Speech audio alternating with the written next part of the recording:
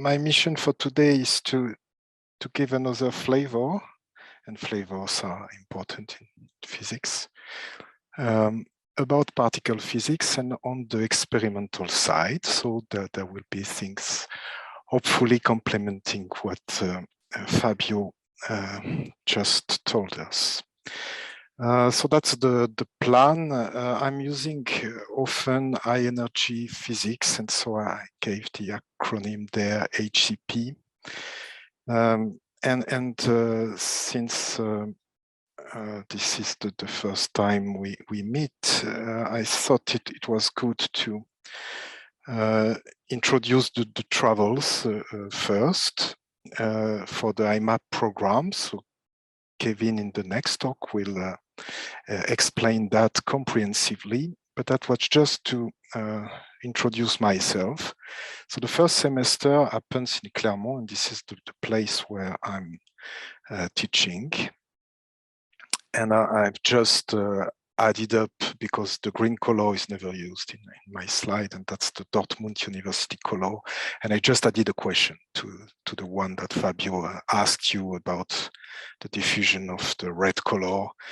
There is a very elusive phenomenon which happens sometimes. Maybe some of you had the chance to see it, which is called the green ray. And so Kevin will tell us whether this is the actual color for Dortmund University. So Clermont is used to be a rocky place, and there were volcanoes there, and they have been dated recently, and the most recent one, in fact, is only 6,000 years ago. And that is the landscape nowadays. So Clermont-Ferrand is just behind the dome that you see here. And so I said that the first slide was only the green color. That's not completely true, because there's a lot of green around here. Yeah, and that's how the campus is looking like. You have the volcanoes on the back, and you can come by train. You have the physics lab, and the city looks like this. Maybe that crowd was for the discovery of the Higgs boson in 2012, or maybe the World Cup of football, I don't know. So let me spend 2 or 3 slides about particle physics, maybe from what you've learned in the previous years of your bachelor. And that's the keywords that we are speaking here. This is all about quantum mechanics. You have to consider relativistic particles, and there is a beautiful equation which was written by Dirac, describing an elementary fermion. You need relativistic quantum mechanics, and when you promote the fields as the generalized coordinates, that becomes the quantum field theory. And that's the grammar of the standard model that Fabio introduced to you. So that is about understanding the elementary interactions. I've put in words, let's say, some logical steps. So we are discussing electromagnetism, weak interaction, strong interaction between elementary fermions, which are the quarks and leptons. And in the quantum field theory grammar, this is mediated by bosons, those elementary interactions. And fundamentally, the interactions are dictated by the compliance to fundamental symmetries in order to derive the proper Lagrangian of the nature. And there is an entanglement in between the experimental facts and the model building, and that we will come back to this a bit later on. So the situation nowadays is that it works almost like a dream. And the past 3 decades, they have promoted the standard model of particle physics to the level of a theory. That's the same table as Fabio has shown, except that this is enhanced to describe the antiparticles, which are not part of our universe, but as soon as you have the energy, electromagnetism and strong interaction can produce those for you at accelerators. So this describes on the left-hand part, violet and green, the elementary particle of matter, and you have the mediating particles on the right, and this very nice object newly discovered, which is a scalar particle, while those guys are spin 1 and the others are half spin.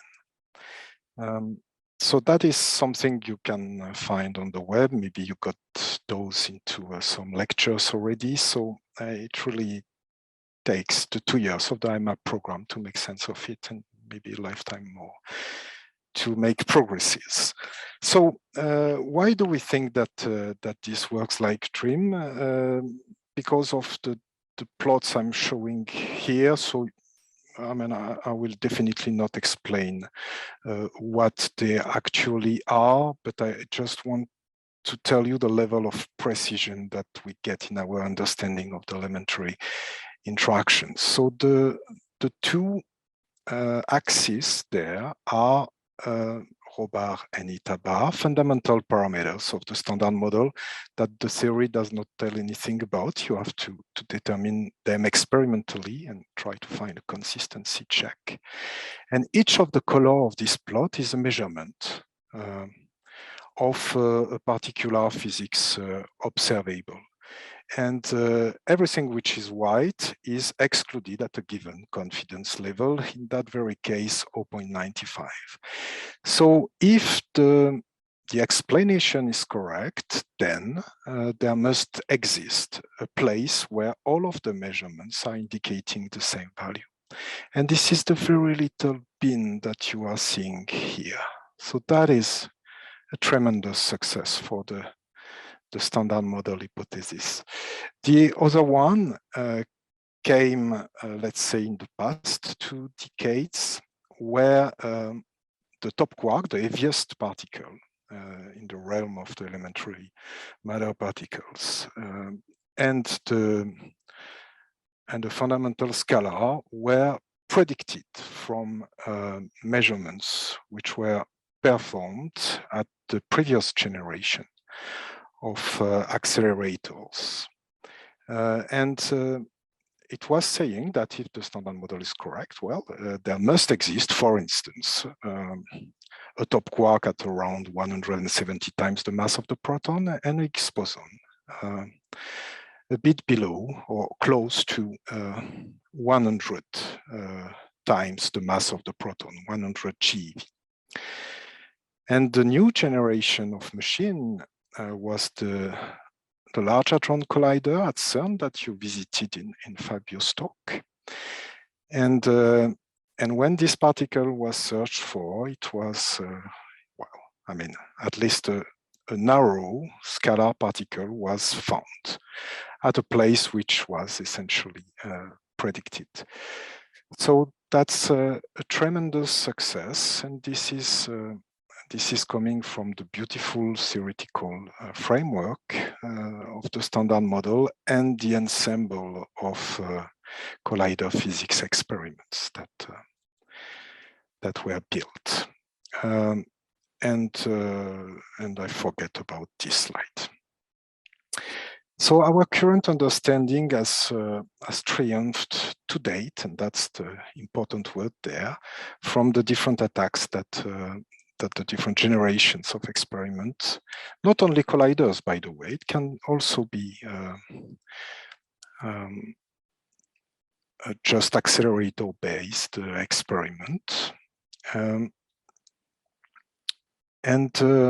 Yeah, there's a lot to study, because here we want to motivate studying experimental high energy physics. So there is a lot to study about what we already know about our universe.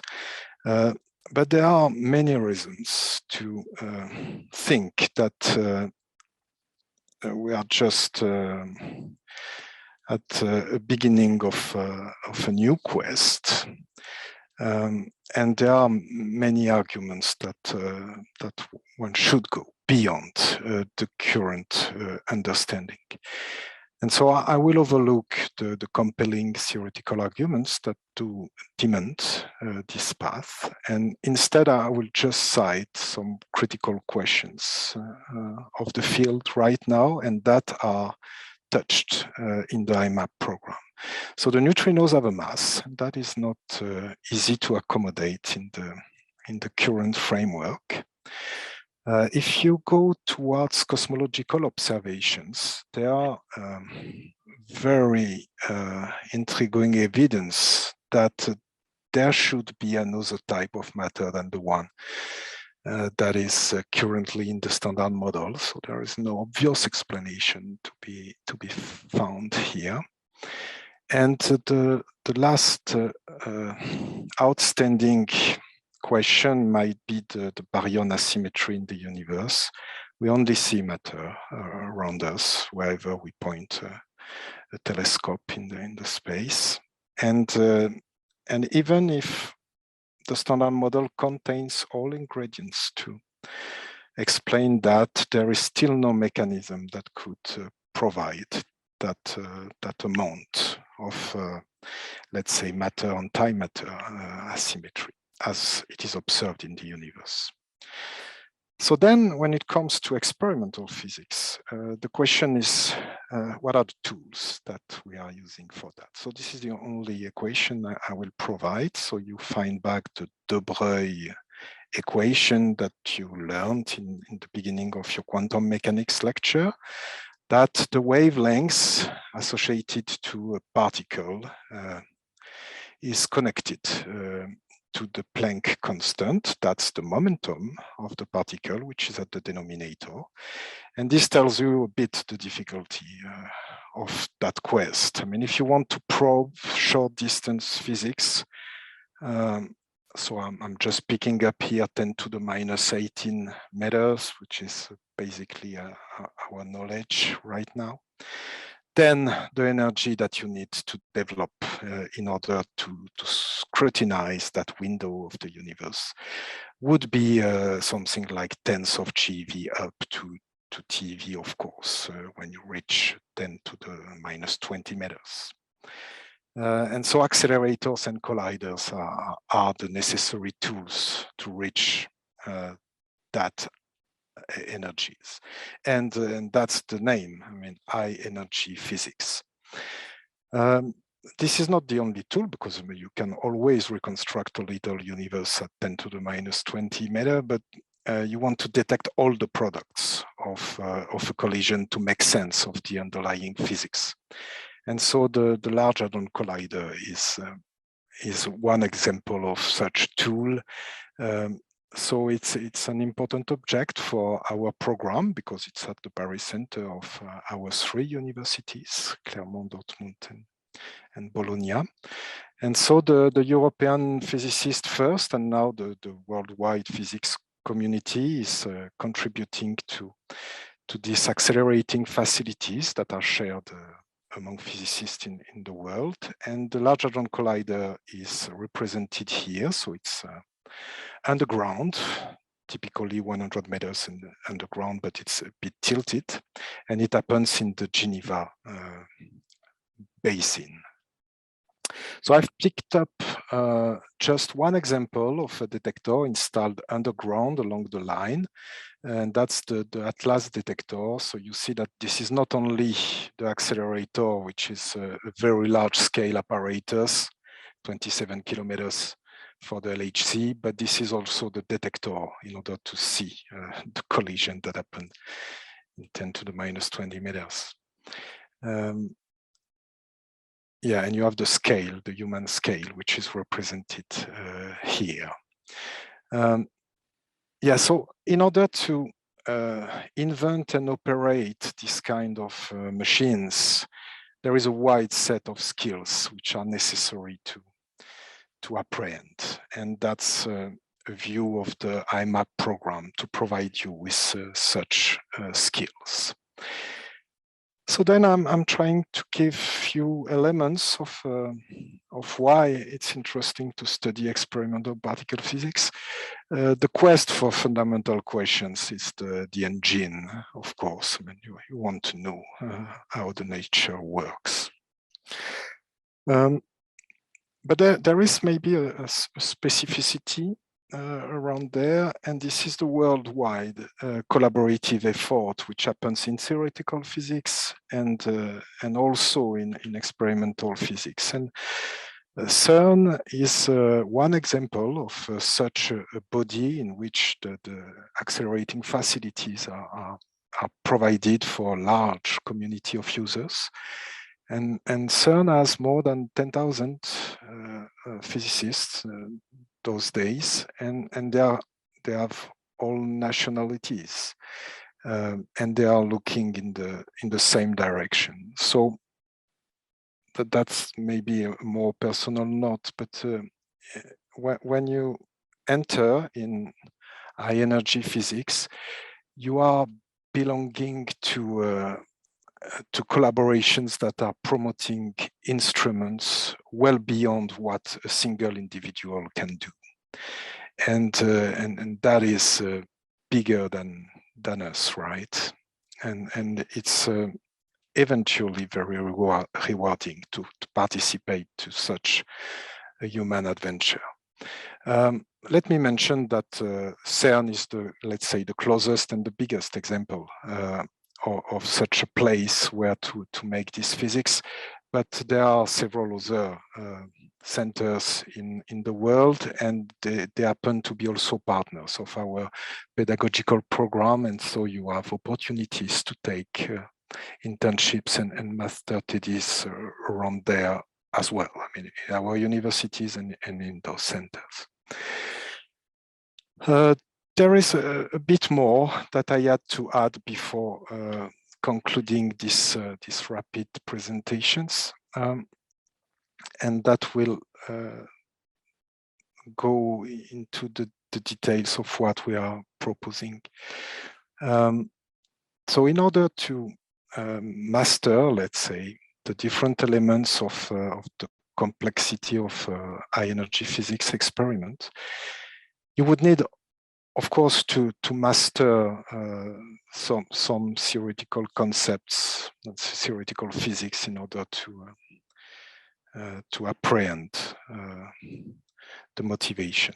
So quantum mechanics, special relativity, quantum field theory, and gauge theory, which is the successful way to describe the interaction. But there is also the knowledge of the detector physics, which is instrumental for building the detectors. And that requires to know particle matter interactions, to know also some electronics and data acquisition system. And of course, when it comes to experimental physics, you need to make measurements, and the design of a measurement is of utmost importance, and there statistics, programming, and nowadays artificial intelligence are at work in such designs. So we hope to bring those skills, and they can be used with a twofold objective. So there is an obvious one, which is continue the master studies towards a doctorate in high energy physics, be it either in phenomenology or in experimental physics. Or you might join the R&D programs in industry or IT companies, given the skills which you will have gathered. And so that's what we aim at offering you with IMAPP. So that's my very last slide, and I wanted to drop a few keywords to answer the question for the talk. And yeah, I think the very first motivation is that it is enough to have fundamental questions in you for study motivation.